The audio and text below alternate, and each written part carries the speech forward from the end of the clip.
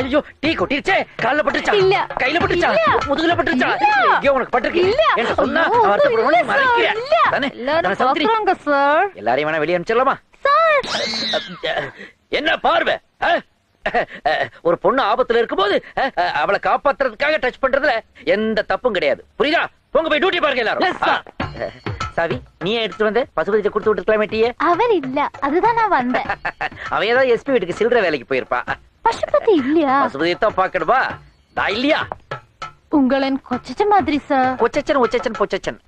எங்க இன்னொரு வாட்டி ரிப்பீட் பண்ணு. கொச்சச்சன் அப்படின்னா என்ன மீனிங்? சித்தப்பா. சித்தப்பாடா. You can go. சார் பாத்திரம். பாத்திரம் வேண்டாம், மூத்திரம் வேண்டாம், ஆத்திரத்தை கிளப்பாத போ.